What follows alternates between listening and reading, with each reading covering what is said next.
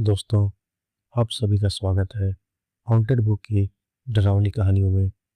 Hello दोस्तों, मेरा नाम राज है और मैं जो आपको कहानी सुनाने जा रहा हूँ वो मेरे साथ घटी सच्ची घटना है। मैं एक कंपनी में काम करता हूँ। मैं आपको बता दूँ, मुझे शांति में रहना बहुत अच्छा लगता है। इसीलिए मैं एक ऐसे जगह पर अपना रूम लिया हूँ जहाँ ज़्यादा ही शांति ज़्यादा मिलती है। पर मुझे नहीं पता था कि वो शांति ही मेरे जीवन की सबसे बड़ी और भयावह घटना को अंजाम देगी। तो चलिए, देर न करते हुए मैं सीधे अपनी आप बीती सुनाता हूँ। रात के करीब 11:30 बज रहे थे। मैं उस दिन बहुत थका हुआ था। ऑफिस से लौटते लौटते देर हो गई थी और ऊपर से बिजली भी चली गई थी। मेरा घर शहर से थोड़ा बाहर है, एक शांत कॉलोनी जहाँ रात होते ही सन्नाटा छा जाता है। उस दिन अजीब सी घुटन महसूस हो रही थी, जैसे हवा भी भारी हो। मैंने सोचा शायद थकान की वजह से ऐसा लग रहा है। मैं जल्दी से खाना खाकर सोने चला गया।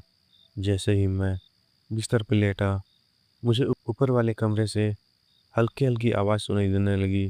पहले तो लगा शायद कोई खिड़की हिल रही होगी, लेकिन फिर आवाज़ तेज होने लगी, जैसे कोई लकड़ी पर धीरे धीरे चल रहा हो।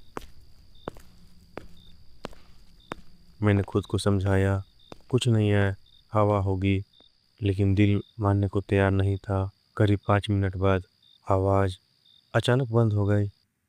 कमरे में इतना सन्नाटा हो गया,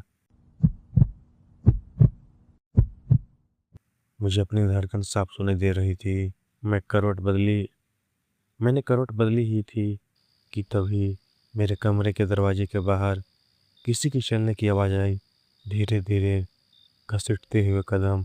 मेरा गला सूख गया। मैं अकेला रहता हूँ, घर में कोई और नहीं था। मैंने हिम्मत करके आवाज़ लगाई, कौन है? कोई जवाब नहीं, बस वही कदमों की आवाज़।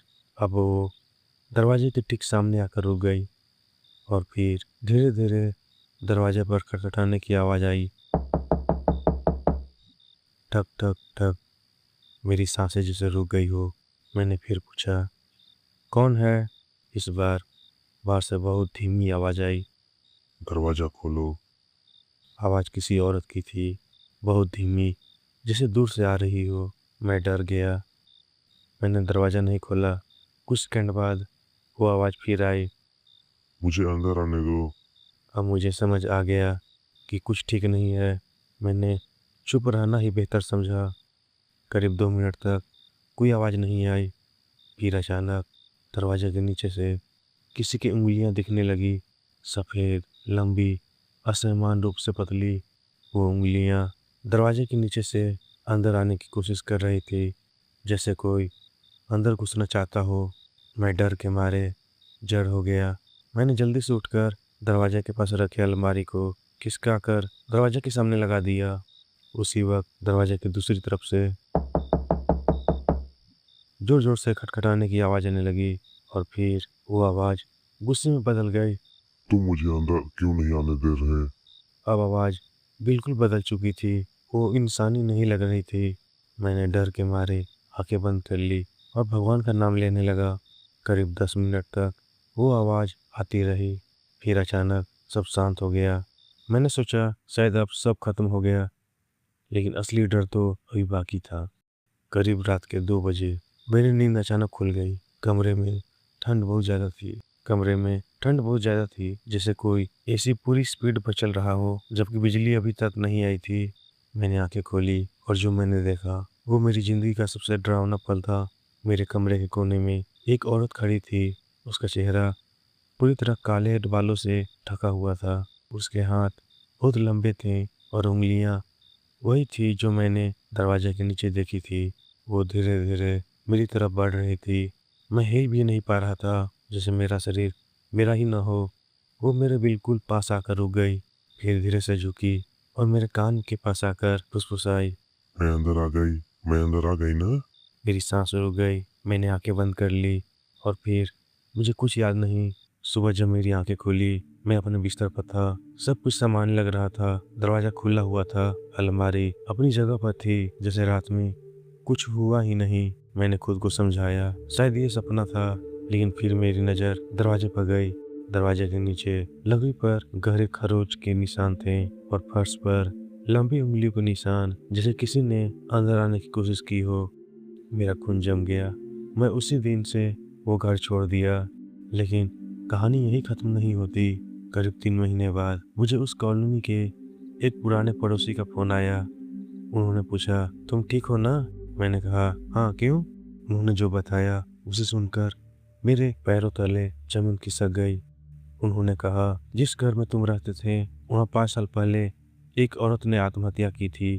कहते हैं वो रात को लोगों के दरवाजे पर आकर अंदर आने के लिए कहती है, और जो भी उसे अंदर आने देता है वो कभी फिर समान नहीं रहता, वो पागल हो जाता है। मैं कुछ बोल ही नहीं पाया।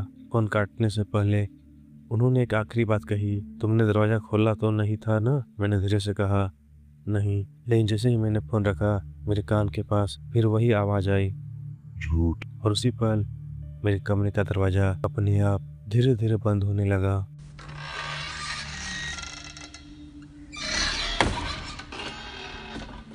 तब से आज तक हर रात कोई मेरे दरवाजे पर दस्तक देता है और हर बार वही आवाज आती है। मुझे अंदर आने दो। अब मुझे समझ नहीं आता वो सच में बाहर है या कभी पहले ही अंदर आ चुकी है। दोस्तों, ये थी आज की कहानी।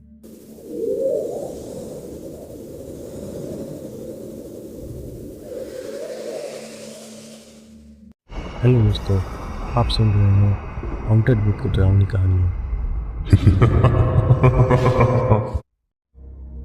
हेलो दोस्तों, मैं निकू। कहानी आपको कैसी लगी कमेंट कर ज़रूर हमें बताएं। और हाँ, ऐसे ही डरावनी कहानियाँ सुनने के लिए हमारे चैनल को सब्सक्राइब जरूर करें और बेल आइकन का घंटा दबा दें, ताकि आने वाली नई नई वीडियो आप तक जल्दी पहुँचे।